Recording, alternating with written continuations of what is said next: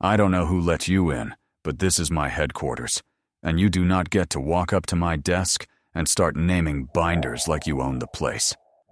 Colonel Preston Vaughn said it loud enough for the whole lobby to hear. That was the point.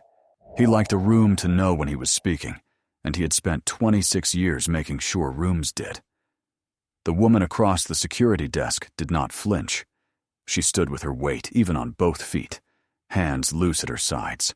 A plain charcoal suit with no flag, no rank, no name. A laminated credential hung from a lanyard at her chest.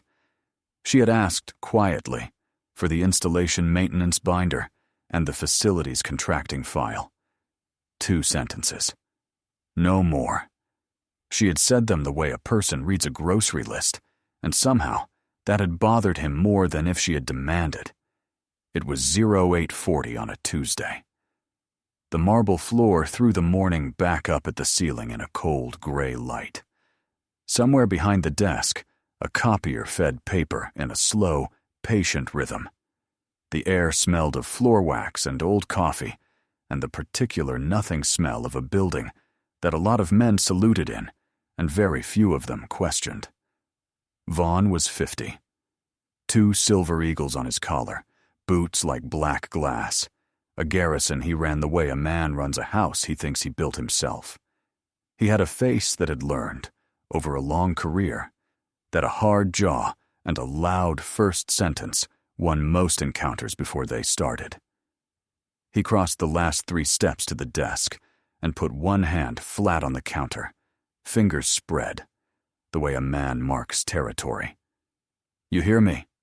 "I heard you, Colonel." 3 words back for his 40. She did not raise her voice to meet his. She lowered the room to meet hers. It was a thing she did without deciding to anymore, the way some people straighten a crooked picture on a stranger's wall.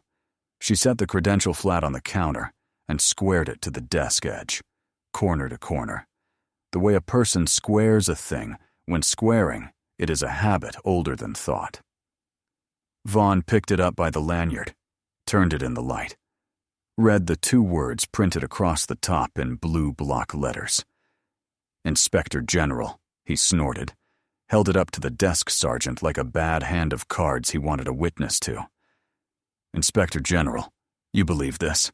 He turned it over, looking for the seam, the tell of a fake. "Anybody can print a badge and clip it to a lanyard. Costs about $4 at the shop by the gate."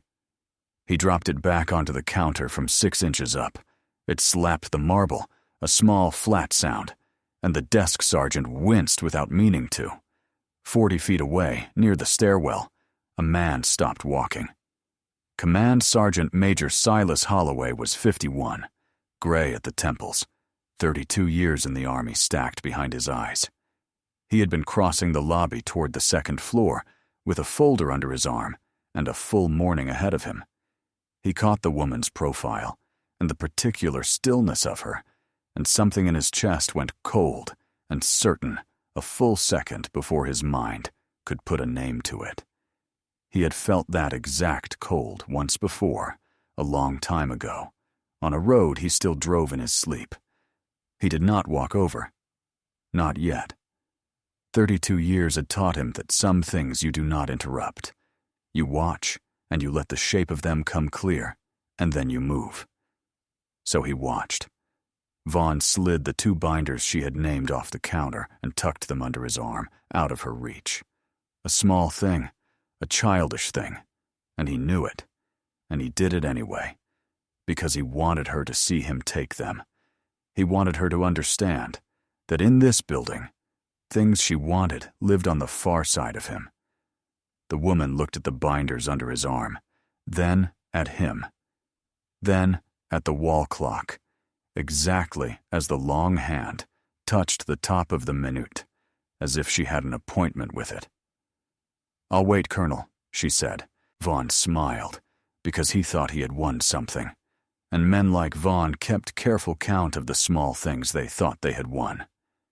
He turned and walked toward the stairs with the binders under his arm, boots loud on the marble, 2 staff officers peeling off behind him like a wake behind a boat. The woman did not sit. She stood where she was, hands loose, and let the building fill back in around her, and she began, very quietly, to read it. Across the lobby, Silas Holloway still had not moved. They made her wait like a vendor, a bench by the wall, under a bulletin board, and a fire evacuation placard, where people who wanted something from the garrison sat until the garrison decided to want them back. It was a chair designed to make a person feel like an interruption. She had sat in 100 of them. Diane Castellano sat. She did not fidget. She did not pull out a phone or a folder or any of the small props people use to look busy while they are being ignored. She put her hands on her knees, and she used the time the way she used all time, which was completely, and without appearing to use it at all. She read the visitor log on the desk upside down, the columns reversed, and legible to her anyway. 17 years of practice reading maps and manifests from whatever angle they happened to lie. She counted the cameras. 3 in the lobby. 1 dead. The little red light gone dark on the housing above the east doors. Dust on the lens where a working camera would have none. She read the maintenance status board on the far wall, a grid of building numbers and colored magnets, greens, and 1 lonely yellow. She read the fire placard and found the 2 exits it did not list, and she noted, without judgment, that a building which could not keep its own evacuation map honest was unlikely to keep its readiness reports honest either. A facilities sergeant came to the desk, arguing about a work order backlog. Building 2214. Water intrusion, mold in the north stairwell, an electrical panel flagged twice and cleared by no one. The desk told him to file it again. He said he had filed it 4 times. His voice had the flat exhaustion of a man who had learned that filing was a thing you did instead of fixing, not before it. From the bench, without rising, Castellano spoke. Army Regulation 420-1 and the habitability standard under it. She said the numbers evenly to the middle of the room. A documented panel fault and standing water in an occupied barracks is not a work order. It is a life safety condition. It gets abated, not cued. The regulation is not shy about the difference. The sergeant turned. So did the desk. She had given the numbers the way other people gave their own names.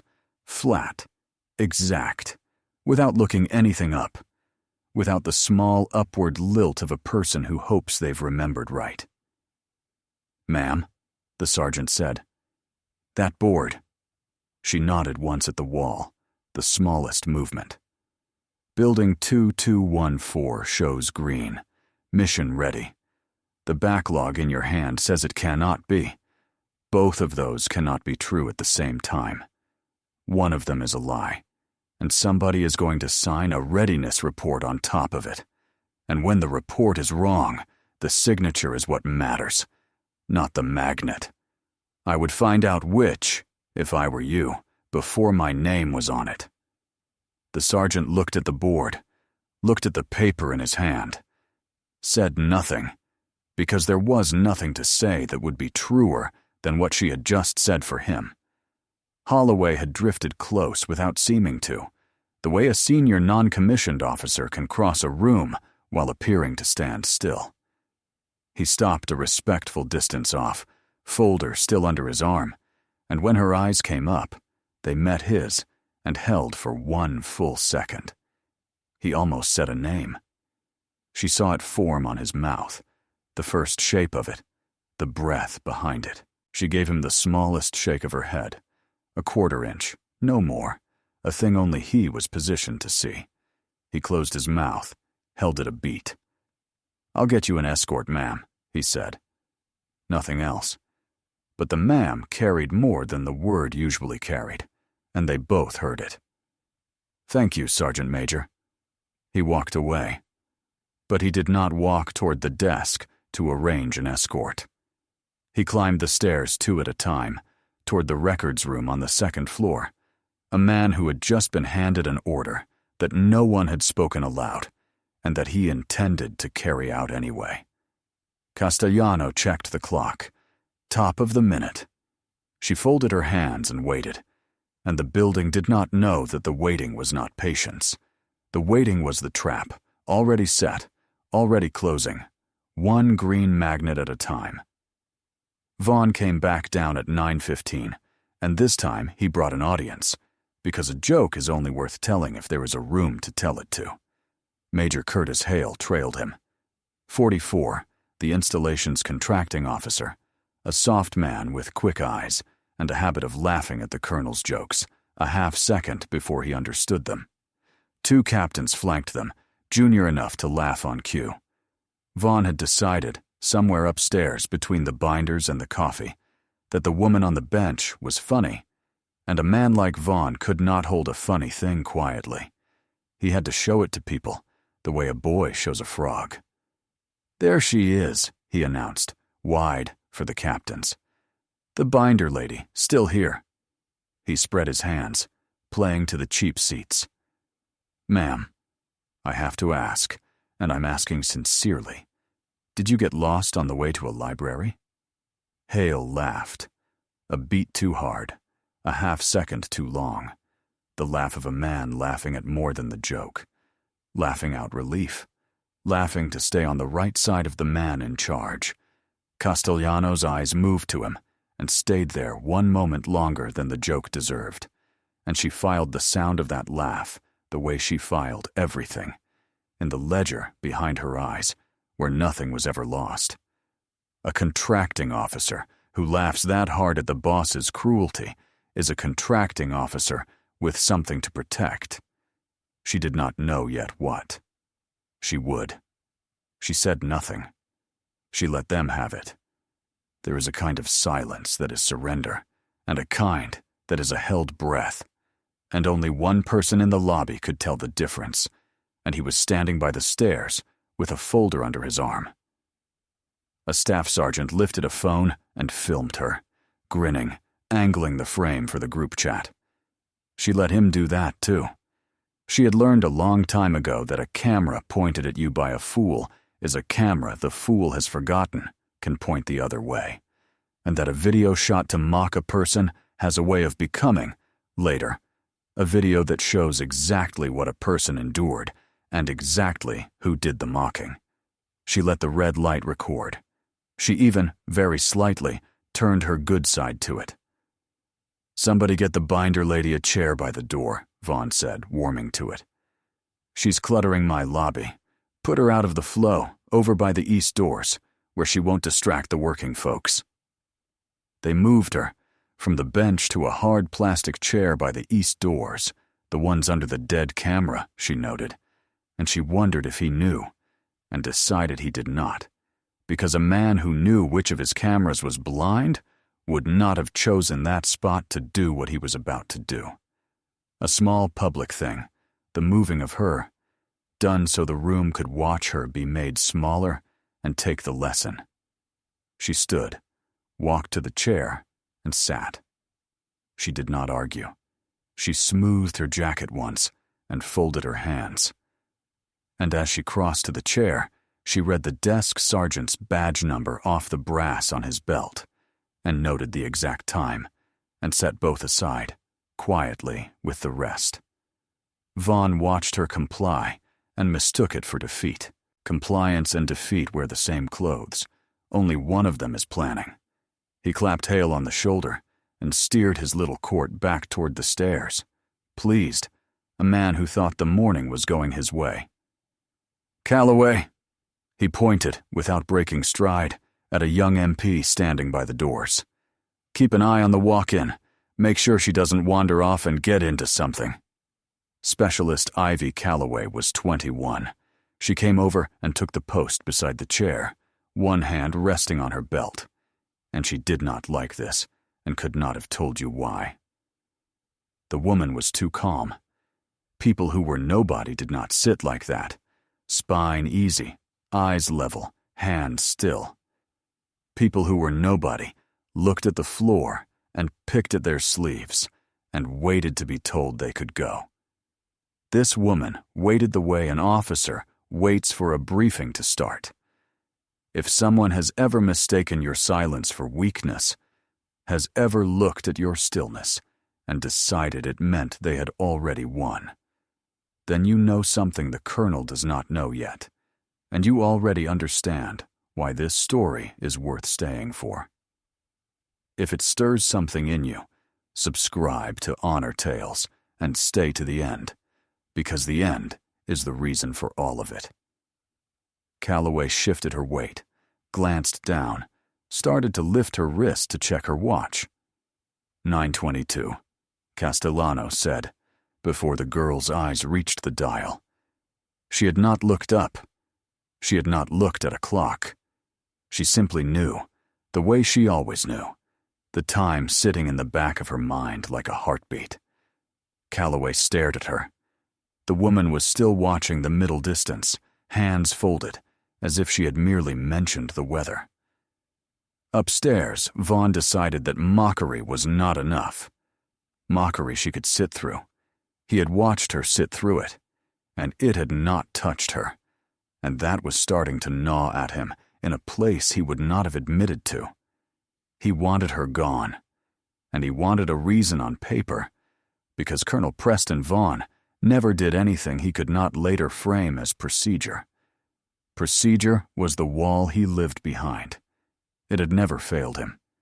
He did not understand yet that a wall only protects you if the bricks are true. In the command suite, he dictated a memo to a clerk.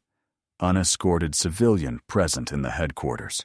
Refused a lawful order to depart the premises. Possible fraudulent federal credentials. He had the desk pull the visitor log and backdate her entry by 40 minutes, so the record would show her loitering far longer than she had, building the picture of a problem that needed removing.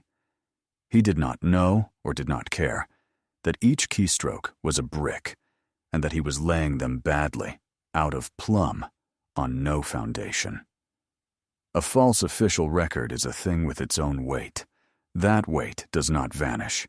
It waits, and it settles, and it always finds its way down to the man who stacked it.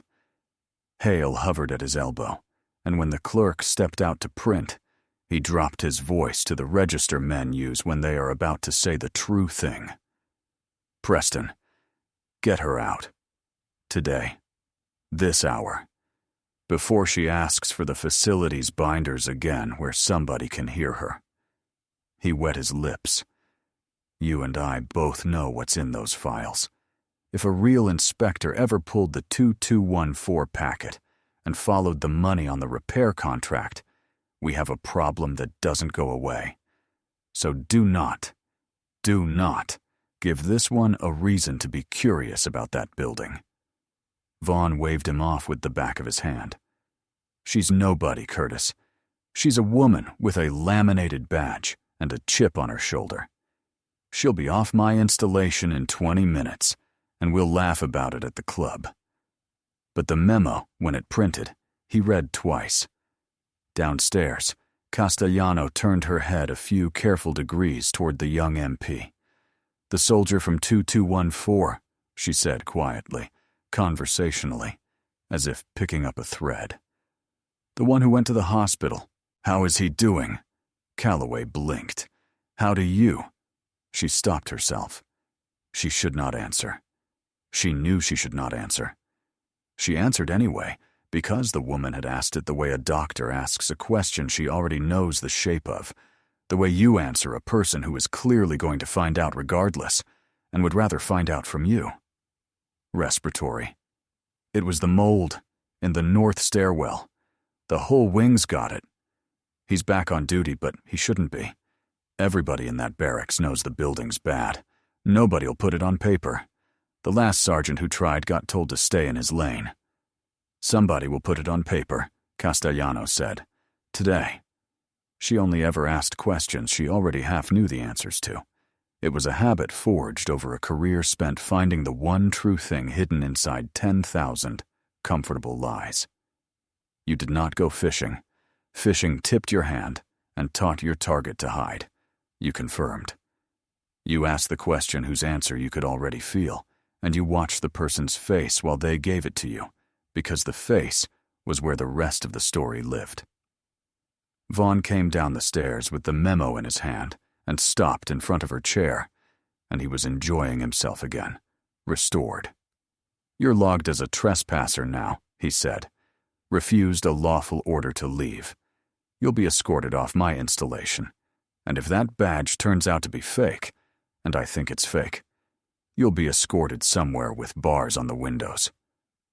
"Your name, Colonel," Castellano said. "And the control number on that memo. Say them again for me. Slowly." He gave them, gloating, because he read her request as a person gathering something to beg with or to threaten with, and either one was fine with him. "Vaughn, Preston, Colonel. The memo control number, digit by digit, drawn out, savored." She repeated them back. Exact. Every number in the right order, in the same flat voice she had used for the regulation, and something in the total, effortless certainty of it put the first small, cold finger on the back of his neck, the first hint that the ground he was standing on so confidently might not be ground at all. He shook it off. He handed the memo to Calloway. "Stand by to walk her out on my word." The girl's hand was not quite steady when she took it. In the records room on the second floor, Silas Holloway found what he already knew, in his bones, that he was going to find. He pulled a deployment roster, 17 years old, the paper gone soft and brittle at the folds from a filing cabinet that had followed the garrison through 3 moves. He pulled a citation from behind it, in a plastic sleeve someone had cared enough to add. He read the name at the top of the citation, and the name buried in the narrative, and then he sat down slowly in a gray metal chair because his knees had abruptly lost interest in the job of holding him up. He had been there. 2009. A road in the east that he still drove behind his eyes on bad nights. He had been a sergeant first class with a platoon and no good options, and a lieutenant who had frozen, and the voice that had come over the net that day. 3 words at a time, never more, never a decibel louder than it had to be, had been the voice sitting on the plastic chair downstairs by the east doors. He would have known it in the dark. He had known it in the dark, once, for 4 hours, and he had come home because of it, and 11 others had come home because of it, and 1 had not. He read the last line of the citation. He put the roster back exactly where it had been, squared to the edge of the folder, because some habits you catch from the people you serve under and never lose.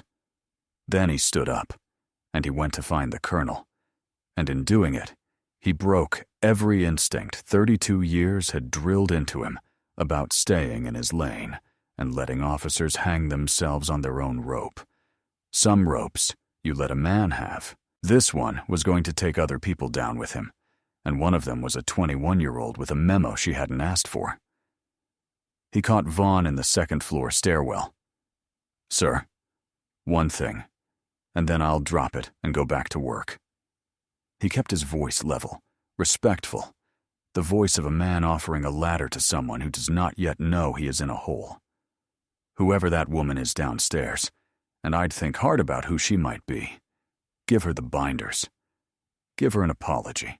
Do it in the next 5 minutes, before this gets in front of anybody. Before you do something you cannot take back." Vaughn looked at him the way a man looks at a piece of furniture that has unexpectedly offered an opinion. "You're worried about a civilian with a $4 badge. I'm worried about you, sir."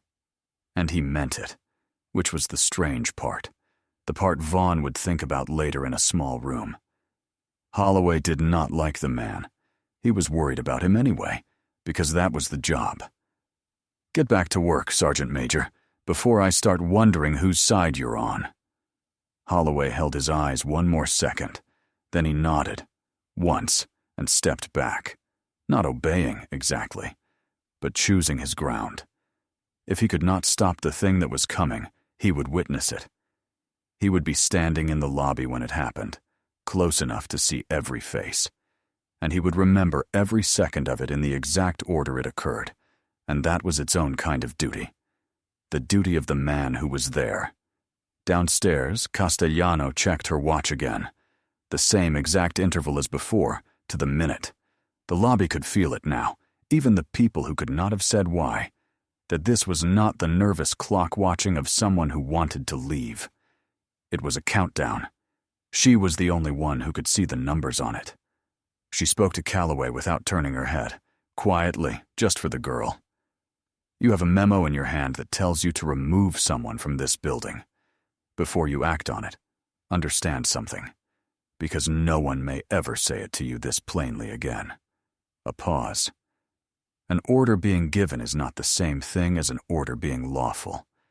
The first you can be told to follow. The second, you have to choose. And the day will come. It comes for everyone who wears that uniform, when the two of them are not the same order. Remember which is which. Remember that you get to. The garrison commander appeared at the foot of the stairs. He squared his blouse with a tug at the hem. He checked his reflection, briefly, in the glass of a framed unit crest on the wall, and he started across the wide marble toward the quiet woman by the door, with Holloway coming down the stairs behind him, unhurried, unable to stop it, moving with purpose to the exact place where a witness needed to stand. If you have read this far, you can already feel it coming. The moment the man with the eagles on his collar hands the woman he has spent all morning mocking the one thing she has been waiting, without moving, without a word, to be handed. Subscribe to Honor Tales and watch it land, because it lands hard. Before the fall, a held breath. Because to understand what Diane Castellano did in the next 4 minutes, and more than that, to understand what she did not do, you have to know the road. She did not read rooms because she was clever, though she was. She read rooms because a room had once cost her everything she could not get back, and she had made a promise, standing in the smoking ruin of that room, that she would never again miss the thing she should have seen. The year was 2009, a valley in the east of Afghanistan, a dirt road the maps called a route, and the men called things you could not print. She was 36 then, a major, the battalion intelligence officer, riding in the third vehicle of a convoy she had said, that morning, in a plywood room, should not take that particular road on that particular day. She had laid the reasons out flat and clear. She had been overruled by a man in a hurry with a schedule to keep, and she had gotten in the third truck anyway, because that was the job too. The first blast took the lead vehicle at 9:40 in the morning. The second took the trail vehicle 11 seconds later, sealing the column in, and in those 11 seconds, the convoy went from a line of trucks on a road to a kill box with the walls already up. The officer who should have run the fight was in the lead vehicle, and he was down, and he was not getting up. So she ran it. From the third truck, with the radio relay dead and no way to reach higher, she ran the whole fight in 3-word bursts, because 3 words was all the air she had between the noise and the next decision. Guns left. Now. Push the berm. Get low. 9 line coming. She got the trucks that could still move oriented outward. She got fire up onto the high ground where the shooters were. She talked a medevac helicopter down into a landing zone that had no business accepting one, walking the pilot in by voice. Calm. 3 words at a time, while the world came apart around the sound of her. And Sergeant Elias Ward, 24 years old, 2 weeks from the end of the deployment, held the casualty collection point so that the wounded could be carried to the bird and lifted out. It was the right call. It was her call.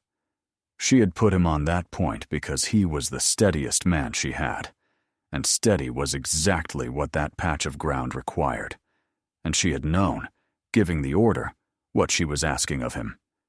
He held it. Every wounded man went out on that helicopter. Elias Ward did not. She had learned on that road the arithmetic that no school teaches and no manual contains. that she had given the order that sent Elias Ward to the collection point, and she had given the order that brought 11 other men home to their families, and both of those orders were hers. Both were correct, and she would carry the two of them in the same hand for the rest of her life, without ever being allowed to set either one down. They gave her a bronze star with a small bronze letter V on it for valor. She put it in a drawer at the bottom of her sock drawer, and she did not take it out. She had no call sign. She had never wanted one. She did not want to be a legend, a name whispered in a hallway. She wanted to be right, because being right was the only thing that had ever kept a man like Ward breathing, and being wrong was a thing with a name and a headstone. That was why she never raised her voice. Loud men made mistakes. She had watched a loud man's schedule put her on that road. She had spent the 17 years since learning to stand very still in loud rooms and watch the loud men build, brick by brick, patient and unhurried, the entire case against themselves. The garrison commander was building his now. He simply did not know that the quiet woman by the door was the foreman, and had been since 0800. In the lobby, the memory closed like a door easing shut on oiled hinges. Diane Castellano lifted her eyes from the middle distance to the stairwell, to the sound of boots coming down 2 at a time, and then, behind them, slower, another set.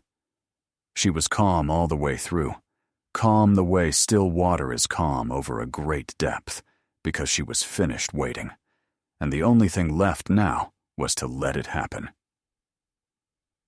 Vaughn crossed the last of the marble and stopped in front of her chair. The lobby had gathered without meaning to, the way a lobby does around a scene.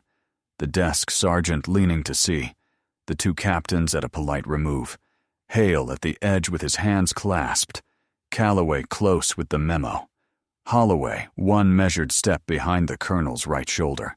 An audience, which was the thing Vaughn had wanted all morning, and the thing he should have feared most. "On your feet," he said. She rose, unhurried, hands loose at her sides. He looked at the lanyard on her chest, the laminated credential with its 2 blue words, and he decided, in front of everyone, to make a show of it. To end it with a flourish they would repeat at the club. He reached out and took the lanyard in his fist. "I'm confiscating this lady," he said, and he pulled it up and over her head, the strap dragging through her hair, and he held the federal credential up in the air like a prize he had won at a county fair. The lobby was very quiet. "That is a federal inspector general credential," Castellano said. Her voice did not rise to fill the silence. It simply arrived in the middle of it, and every ear in the room bent toward it, without anyone deciding to. "Taking it from me is a violation of Title 18, United States Code, Section 1505, obstruction of a federal proceeding. Removing an inspector general in the course of a directed inspection is a second violation of a different statute. You have now committed both in front of 9 witnesses, and you did it with your own hand." Vaughn laughed, but it came out a half-beat late and a half-step too high. "There's no camera on that door, ma'am. It's been dead for a month." He heard the words as they left his mouth, heard himself confirm that he knew, to the month, which of his own security cameras was blind, and where, and understood a fraction of a second too late that a man who knows exactly which camera is dead is a man who has been carefully choosing where to do things he does not want seen. "I know it's dead," she said. "That is its own finding. It's on my list." For the first time all morning, the corner of her mouth moved. It was not a smile. It was the ghost of one, the faint private thing that crosses a person's face when the last brick goes into a wall they have been watching go up all day, course by course, waiting only for the top. Vaughn turned to the young MP, credential still raised in his fist. "Calloway, walk her out. Now, off the installation." The girl froze, the memo crumpling slightly in one hand. Her eyes went, fast, to Holloway, and the command sergeant major gave her the smallest nod. Do it, gently, on the record, by the book, because he understood, as she did not yet, that the walking out was about to become the single most important thing anyone in that lobby did all year, and it needed to be done correctly, by a soldier who could later say, truthfully, that she had done it under protest and with care. Calloway stepped in. Her voice came out smaller than she wanted. "Ma'am, this way. Please. I'm sorry. This way." Castellano moved. She let herself be walked toward the east doors, past the dead camera, unhurried, chin level, her hands loose and open at her sides. A woman being escorted out of a building she had authority over by a frightened kid she did not hold it against. At the threshold, one step short of the glass, she stopped, and she checked her watch. Top of the minute. Behind her, at the security desk, a single telephone began to ring. Then a second phone rang, then a third, and then the console on the desk lit up all at once. One line, 2, 4, 6, every button on the switchboard flaring red in the same breath, and the sound of all of them ringing together filled the marble lobby like water, pouring into the hull of a ship. Rising, unignorable, everywhere. The desk sergeant snatched up a handset out of reflex, gave his greeting, and stopped, his face drained of color in real time, the blood leaving it from the top down. He put that line on hold with a shaking finger and grabbed another, and the same thing happened to his face a second time. Faster. "Sir." His voice cracked and carried across the whole lobby. "Sir, it's the Provost Marshal on line 1. The commanding general's office is holding on line 2, and—" He swallowed and looked at the fourth blinking light like it might be hot. "The office of the Secretary of the Army is on line 4, sir. They are all asking the same question." Vaughn stood very still, the confiscated credential hanging from his fist. "What question?" "They want to know," the sergeant said, "why the Inspector General of the Army was just marched out of this headquarters." The east doors opened. Lieutenant General Warren Ashby came through them, 58 years old, 3 silver stars riding each shoulder, the Provost Marshal a half step behind him, and 2 agents from the Criminal Investigation Division behind the Provost. Ashby did not look at Vaughn. He did not glance at the credential in the colonel's fist. He crossed the lobby directly to the woman standing at the door, and he stopped in front of her, and he came to the position of attention, heels together, spine straight, chin level, the way a much younger man comes to attention for someone he owes. "Ma'am," Ashby said, "my apologies for the walk." He held out his hand. Not to shake. Open, waiting, palm up. And Vaughn, unstuck at last from whatever had been holding him, understood that he was being silently told to surrender the lanyard, and he crossed the marble on legs that had stopped being entirely his own and laid the credential into the lieutenant general's open hand. Ashby lifted it, unhurried, and settled it back over the woman's head, onto her chest, where it had been all morning, where it belonged. Vaughn's face did the whole cycle then, in front of every soul in that lobby, with nowhere to hide it. Confusion first, a frown, a flicker of the eyes, a last search for the joke he was sure was in here somewhere. Then disbelief, the small, tight head shake of a man waiting to wake up in his own bed. Then recognition, cold and total and final, as the 2 blue words on the credential swinging against her chest finally meant the exact thing they had meant since 0840. Then horror, which is only recognition that has finished arriving. "Major General Diane Castellano," Ashby said, and he said it to the room, clearly, because the room needed to hear it said aloud to believe the morning had happened. "Department of the Army Inspector General.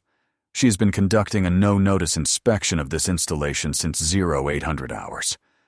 Colonel Vaughn, you obstructed that inspection, You falsified an official record to justify it, and you confiscated a federal officer's credentials with your own hand in front of your entire staff. Behind the colonel, Silas Holloway came to attention. No one ordered it. No one had to. He simply squared his boots on the marble and lifted his chin, 32 years snapping into one clean vertical line, and the whole lobby stilled around that single quiet act, the way a field stills before weather. Castellano let the silence hold for one full second. She was in no hurry. She had never been in a hurry. Then she looked at Vaughn, and her voice stayed exactly where it had lived all morning, low and even, and impossible to look away from. "You logged it," she said. "You signed it. You backdated the entry, and you confiscated a federal credential, and you did all of it in front of 9 people and a camera you only thought was the dead one. You built the entire case yourself, Colonel, from the first brick to the last. I never had to do anything but stand still and let you finish." The 2 CID agents stepped in on either side of Vaughn, one at each elbow, without drama, the way it is actually done. Upstairs, a 3rd agent reached the door of the contracting office and found Major Curtis Hale halfway out of his chair, reaching for the facilities binders on the shelf behind his desk, exactly where he had been going, exactly what he had been going for. They walked Colonel Preston Vaughn out through the east doors, past the dead camera, past Specialist Ivy Calloway, who stood very straight and watched him go. In the same direction, through the same glass that he had ordered a quiet woman marched not 4 minutes before. After that, the building came apart along every seam it had spent 6 months hiding. The facility's binders opened on a conference table, and everything Colonel Vaughn had buried stood up into the fluorescent light and would not sit back down. Falsified readiness reports, month after month, buildings signed green that were nowhere close to green, contract funds appropriated for barracks repair, routed through a maintenance shell company, traced through Major Hale's own signature to a firm that had billed for work it had never done. And Building 2214, water in the walls and mold in the north stairwell, and an electrical panel flagged 3 separate times, signed mission ready over the quiet objection of every sergeant who had ever had to sleep near it. The soldier who had gone to the hospital had gone because the building that was supposed to shelter him was a lie with a roof over it. The charges came fast because Castellano had spent the whole morning, without lifting a finger, making certain that they would. Obstruction of a federal proceeding, false official statements, conspiracy to defraud the United States.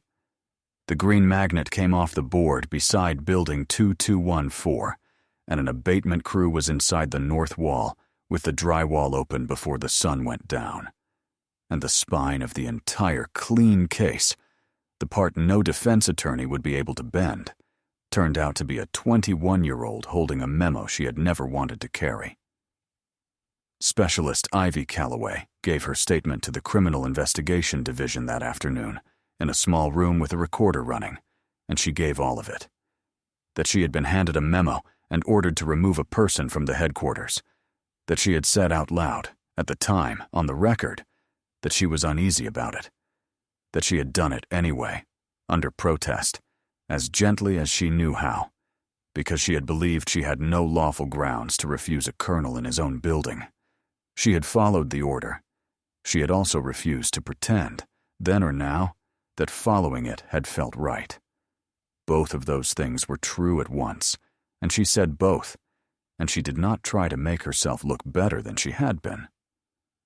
That statement, Lieutenant General Ashby told her later, in the hallway, is why this case cannot be argued with in a courtroom. You did the hard thing, and you did it correctly, and you told the truth about the part that was uncomfortable. Not everyone in that lobby can say all 3. Remember that you could. There are people who win by being the loudest thing in a room, and there are people who win by being still, by refusing to become the thing that is being done to them, by letting the loud ones stack their own bricks, patient and unbothered, until the wall closes over their own heads. The second kind are much rarer and much harder to see coming, and they are the ones this channel keeps returning to week after week. If you are one of them, or if you would like to become one, subscribe to Honor Tales and stay all the way to the end, because the end of these stories is always the quiet part, and the quiet part is the whole reason for the rest. Evening.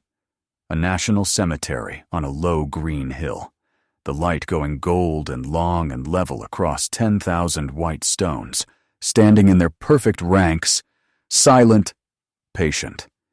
Each one a story that few would ever hear. Diane Castellano walked a row she knew by heart, counting without needing to, and stopped at one stone. Elias Ward. The name, the dates, the small span between them.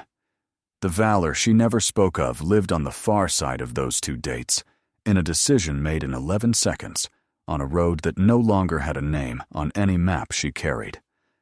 The credential was back on her lanyard where it belonged. So, it turned out, was she? She stood a while and said nothing, because he had never needed her to be loud, not once, not even at the end. Then the phone buzzed a single time in her coat, the secure one, the one that only ever rang when it was going to change her week. She answered it the way she answered everything. Castellano, a voice she knew, careful and warm.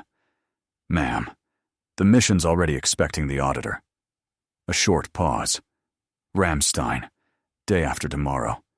Same as here, ma'am. They have no idea you're coming." She looked at the stone one more time. She rested her hand flat on the cold top of it.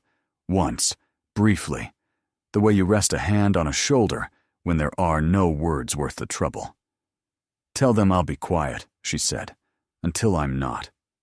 She turned and walked down toward the car waiting at the foot of the hill, and the last of the light came down gold over the white stones and over the woman moving between them, and she was already somewhere else, already listening, already reading the next room before she was in it. Every soldier carries a story that few ever hear. Listen with your heart. Thank you for staying and watching. Subscribe to Honor Tales for more.